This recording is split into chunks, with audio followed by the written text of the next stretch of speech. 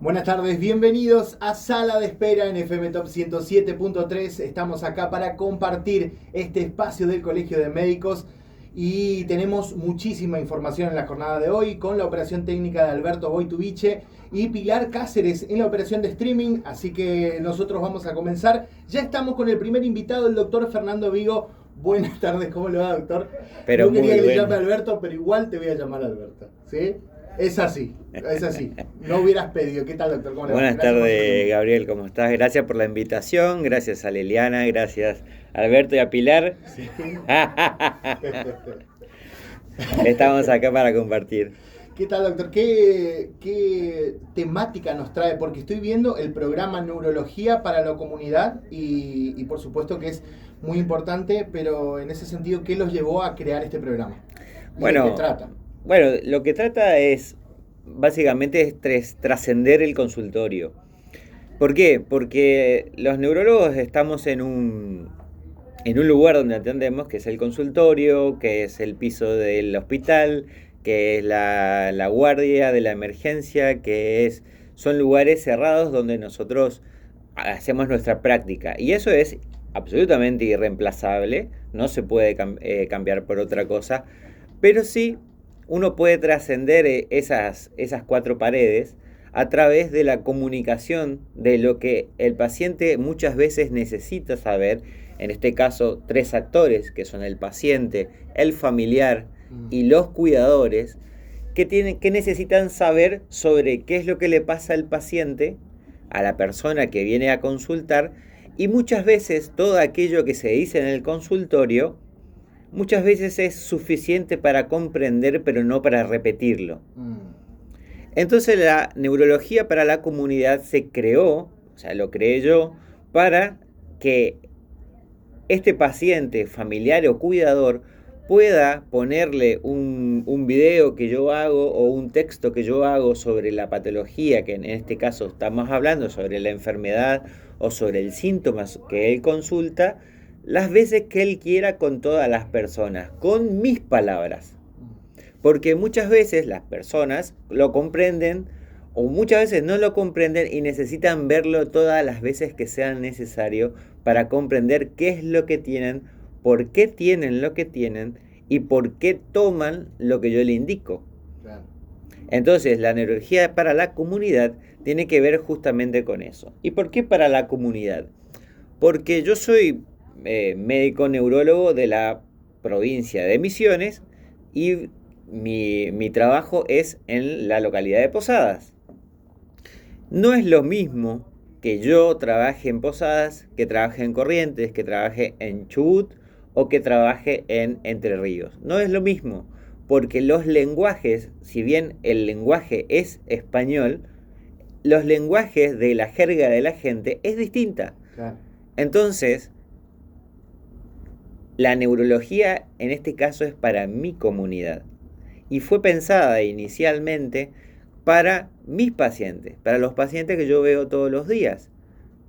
Entonces, pero luego, bueno, vamos a ampliar un poco. Dije, bueno, ¿por qué hacerlo solamente privativo para la gente que veo yo y hacerlo para toda la gente que quiera verlo porque tiene un familiar o algo parecido que le interesa el tema y quiera compartirlo con ella, con esa persona? Entonces, ahí es donde se abrió el canal de WhatsApp que se llama Neurología Dr. Vigo y ahí es donde comparto todo el contenido que yo día a día voy subiendo algo cortito que le interesa, que para mí es interesante que la gente sepa. Claro, en ese sentido, con el paso del tiempo, también se permite tener más conexión, ¿no? Con el paciente y con los familiares. Totalmente, porque hay un montón de cosas que pasan fuera del consultorio que uno no sabe, uno no conoce. Una de las cosas es que muchas veces viene el paciente con un familiar que es el que puede venir, pero no es el que sabe las cosas. Entonces, cuando tiene que contarle al otro familiar, Claro. se le arma una galleta. Entonces, que tenga una herramienta en donde, mira, el doctor me dijo más o menos esto, porque no es que yo grabo la conversación, sino que están explicados van a estar todos explicados, porque esto yo lo lancé y lo voy haciendo día a día, y van a estar explicados todos los temas. Entonces, el paciente, el familiar o el cuidador van a poder acceder a esa información todas las veces que sea necesario para poder comprenderlo. Y también tips, como se dice ahora, para que comprendan qué tienen que hacer y qué no tienen que hacer. Claro. Entonces, todo eso trasciende el consultorio y son cosas que suceden fuera de mi vista. Y muchas veces todas esas situaciones se dan y no vuelven a la consulta porque no lo comprenden.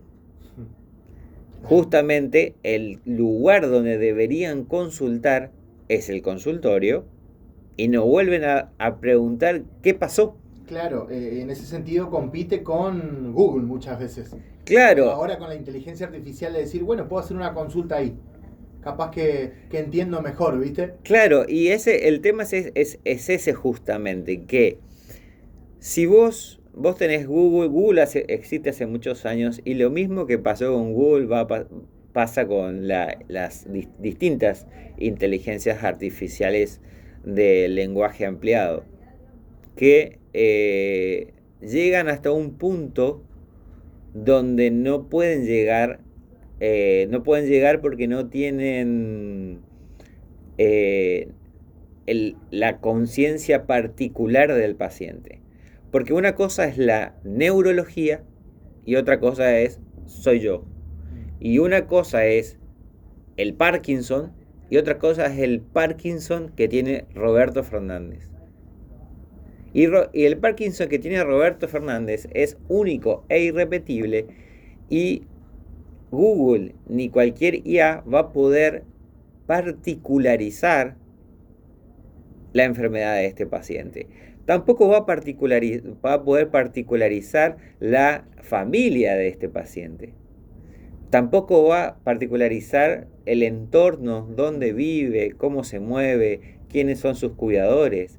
Eso se particulariza en el consultorio médico con una persona, a través de la historia clínica y las distintas veces que nos vamos a ir viendo. La gente muchas veces, sobre todo en neurología, cree que es una consulta de una vez. En realidad, un paciente neurológico es un paciente crónico, lo sepa o no. Entonces, muchas veces necesitamos vernos 6 a 9 consultas una vez al mes, por lo menos para saber dónde estamos parados. No es una consulta. Y a través de eso se construye la historia clínica.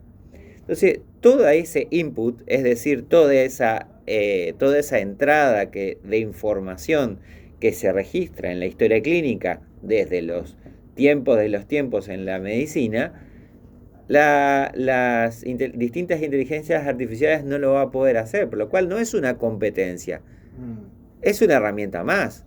Claro, el tema es que la gente en ese sentido, viste, por ese acceso más cómodo, ¿no? Que ya está acá en mi bolsillo, digamos. Y bueno, se puede notar y como usted decía, ¿no? Esa diferencia de vocabulario también, ¿no? Que por momentos parece difícil. Cuando decía paciente, a mí se me venía a la mente personas de la tercera edad, pero no es así. No. ¿Cuáles son los casos más comunes de patologías neurológicas que se están dando en este tiempo? La neurología clínica, que es una rama de la medicina, tiene una particularidad que acompaña todo el trayecto de la vida de una persona, inclusive incluyendo su muerte. Es decir, hay neurología del embarazo, de lo perinatal cuando nacen, la neurología de los niños, la neurología del adolescente, la neurología del adulto, la neurología del adulto mayor o anciano, como dijiste, y también la neurología de la muerte, porque hay una sola muerte y es cerebral. Entonces, en todas ese rango de personas, tenemos patologías de todo tipo y que le son propias a cada grupo etario, a cada grupo de edad. Entonces, si vos decís ancianos, sí, claro, tenés lo más frecuente todo lo que es deterioro cognitivo, por ejemplo, el deterioro de la memoria, trastornos conductuales, caídas, y después en todo el rango de adulto para arriba tenés dolores de cabeza, epilepsias, eh, Parkinson, trastorno del movimiento, ACV. eh, y en niños y adolescentes tenés el rango de patologías genéticas que acompañan, digamos, los primeros años de la vida. Que es suficiente ya en ese sentido para hacer la consulta, porque hay situaciones, por ejemplo, ¿no? Ya la mamografía, viste Sí. que tiene un rango, dice recomendado en mujeres mayores de 40, Sí. por ejemplo. Con respecto a las consultas neurológicas, puedo ir yo, no hay ningún problema a la vista en mi familia, pero decir, voy a hacer una consulta ya más que nada para medicina tipo preventiva, diría, ¿no? Es decir, para ver qué puede llegar a pasar o no es recomendable y cuáles son esos síntomas que te abren la puerta a la consulta. Bueno, es una muy buena pregunta. En distintas especialidades, especialmente en clínica médica y medicina familiar, está lo que se llama el control periódico de salud, en donde vos tenés estipulado esto que decís, que digamos en distintas edades tenés, o distintos parámetros tenés que hacer de ciertos estudios. Pero los estudios son complementarios. ¿Complementarios a qué? La consulta médica. Entonces, el punto de partida de toda la medicina generalmente es primero lo que siente el paciente y después la consulta. Si el paciente no siente nada, porque no tiene ningún síntoma, pero tiene una duda, va a la consulta. Justamente porque ahí es donde vamos a dilucidar si si en la consulta hay algo para buscar, hay algo para atender o no, porque yo previamente no te conozco. Entonces, para poder saber cuál es tu caso en particular, cuáles son tus antecedentes, cuáles son las cosas que yo tengo que mirar, que a simple vista uno no se da cuenta y usted en su historia no se da cuenta, ahí es donde yo sí me voy a dar cuenta a través de la historia. Voy a ir preguntando, voy a ir sabiendo y voy a ir dirigiendo hacia lo que interesa.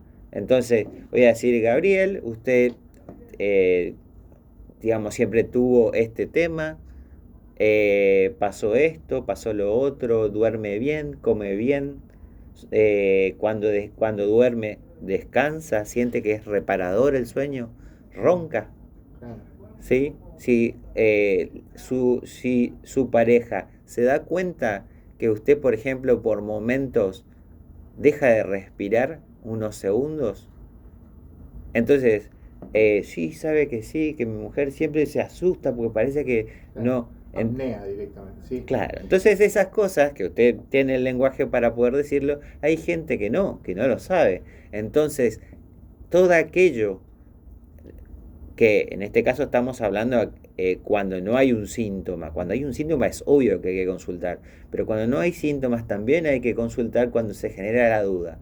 ¿No tendré algo? Ese es el disparador para la consulta. ¿Y cuál es la relación que hay y el límite que hay entre la salud neurológica y la salud mental de la que tanto se está hablando hoy en día?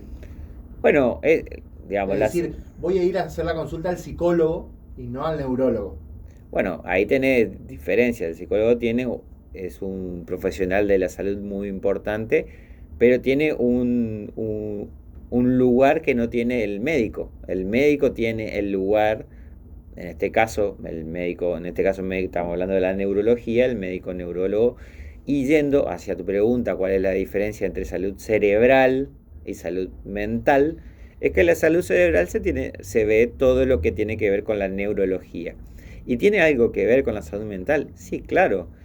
El cerebro es el lugar donde se asientan las funciones mentales.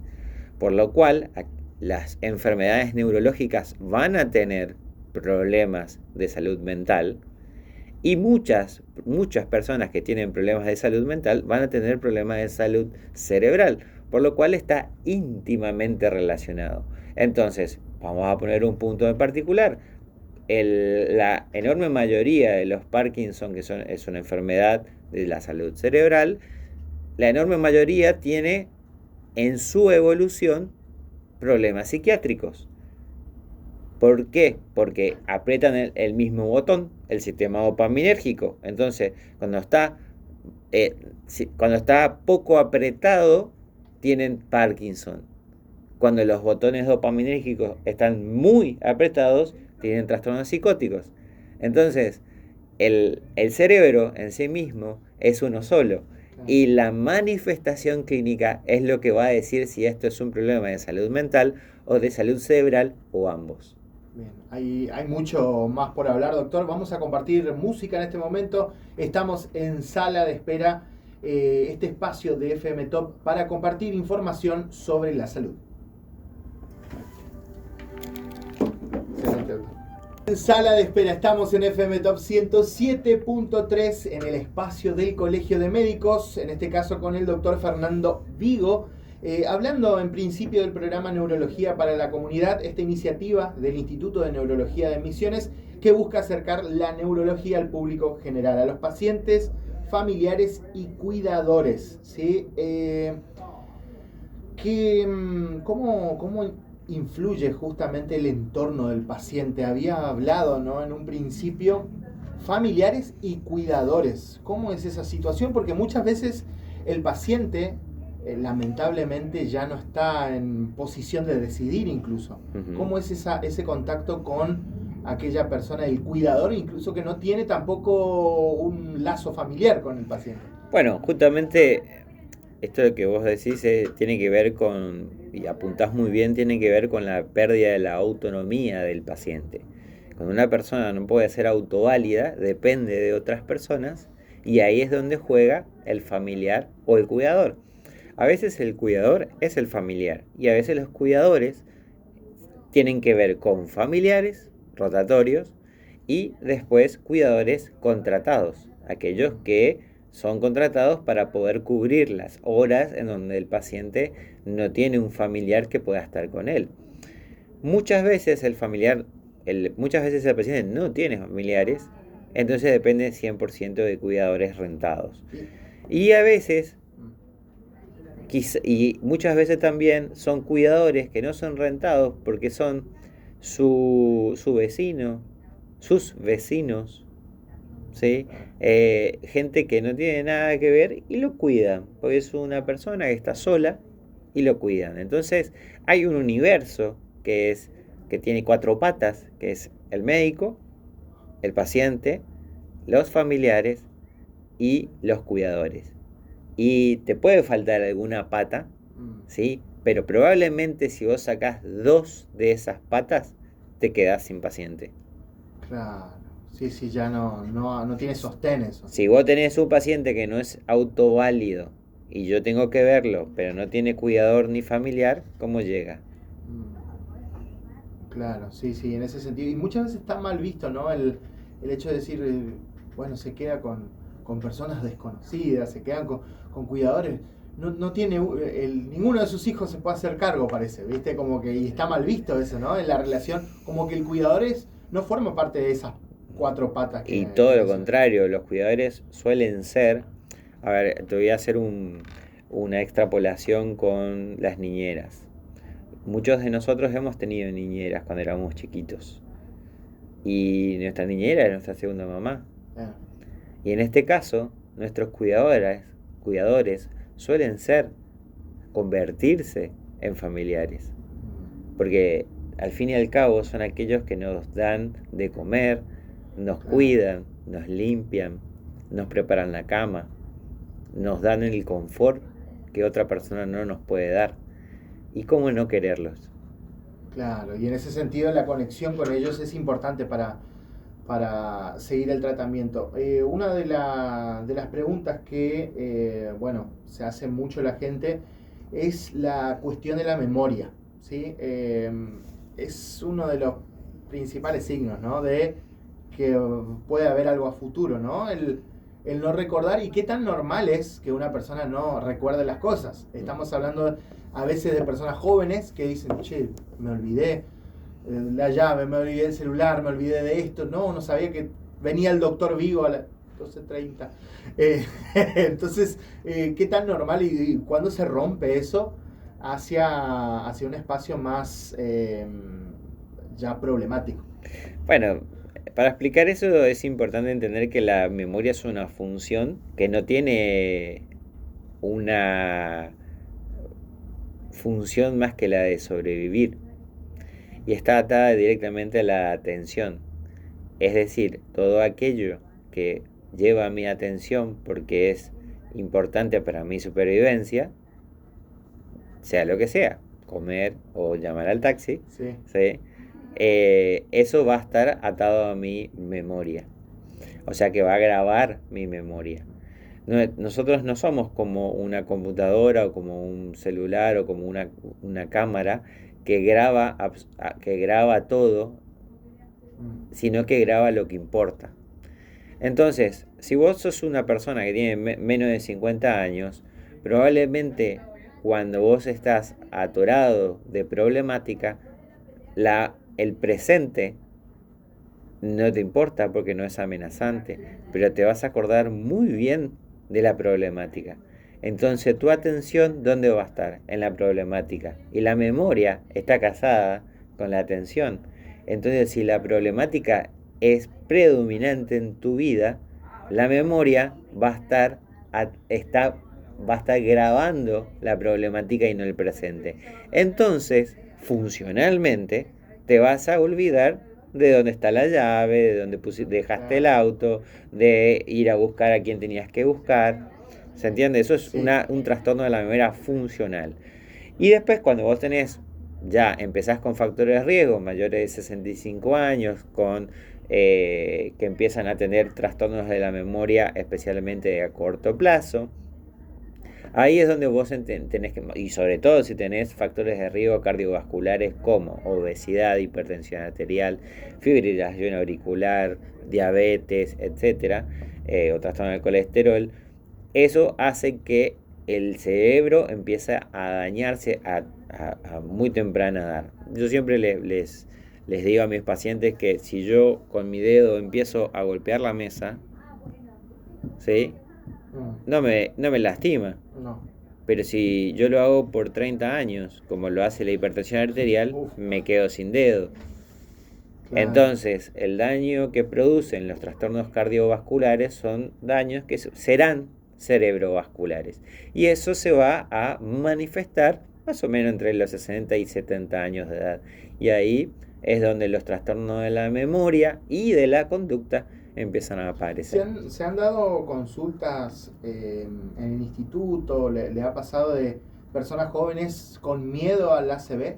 Sí, sí, Con miedo de claro. decir, che, vi el caso de la boxeadora, la locomotora, que es Sí, muy joven y que debe haber algunas cuestiones que ya uno no sabe en lo privado, pero es decir, está sucediendo cada vez más precoz, ¿no? Cada vez más sí, jóvenes los pacientes y tiene que ver con los problemas cardiovasculares, ¿no? claro. La British Medical Journal en 2001 quitó como un acto de editorial, quitó la palabra accidente de el accidente cerebrovascular y lo llama infarto cerebral. ¿Por qué quita la palabra accidente?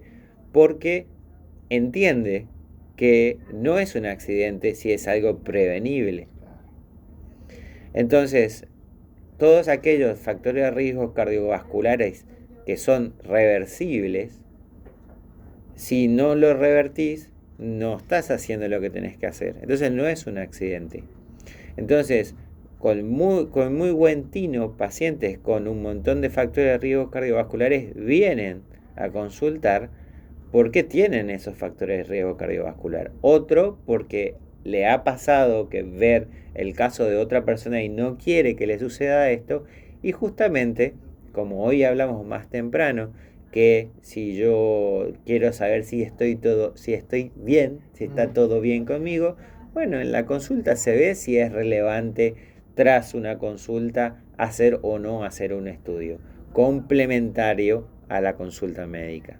Claro, ya no es más un comentario clásico, incluso lo he dicho, que ¿qué onda con el ACV? ¿No? Es medio al azar. Te voy a decir, le puede pasar a cualquiera y no es así. Le puede pasar a cualquiera, pero no es al azar. Porque vos tenés, No es a como ver, que de la noche a la mañana ACV. claro, porque si yo me pongo de 9 en la selección nacional, ¿sí? Es poco probable que yo meta un gol. Pero no es al azar si yo lo pongo a Messi o lo pongo a Mastantuono de 9. Claro. No es azaroso que meta un gol al ángulo. No, claro. Sí, sí, Entonces, las personas que tienen factor de riesgo cardiovascular, no es azaroso que tengan un ACV. Después tenés, estamos hablando de la mayoría, después tenés una minoría en donde igual mete el gol o igual tiene un ACV, aunque es un paciente, una persona que es deportista, come bien y tiene ACV igual. Claro. Y bueno, las cosas pasan. Sí, pero es la minoría, ¿no? Las Es la- probabilidades son Es la minoría. son menores. Sí, sí, sí. Bueno, doctor, podríamos estar hablando muchísimo tiempo más, pero bueno, nos recuerda entonces el programa, ¿sí? Y sus medios de comunicación, redes sociales, si tiene, y dónde lo podemos encontrar. Bueno, mi consultorio está en 25 de mayo 1975, 25 de mayo casi Rioja, acá en la ciudad de Posadas, es el único lugar donde atiendo en mi consultorio.